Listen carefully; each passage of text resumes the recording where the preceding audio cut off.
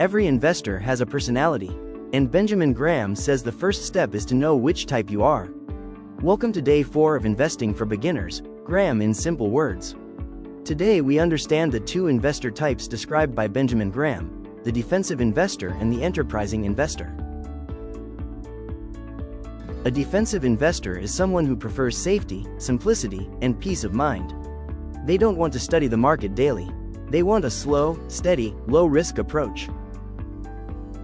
The defensive investor focuses on simple investments, balanced allocation, long-term stability, automatic or passive investing. This investor values discipline over excitement. Now the enterprising investor is different.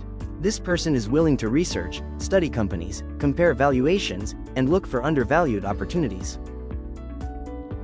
This investor focuses on research, company analysis, identifying bargains, active decision-making. They put in time and effort to find better than average returns. Graham says your investor type should match your personality, not what others are doing. If you prefer simplicity, right-pointing arrow, be a defensive investor. If you enjoy analysis, right-pointing arrow, enterprising may suit you.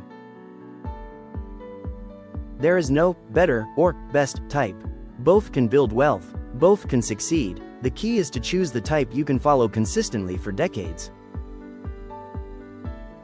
The real danger is switching types out of emotion, safe today, risky tomorrow.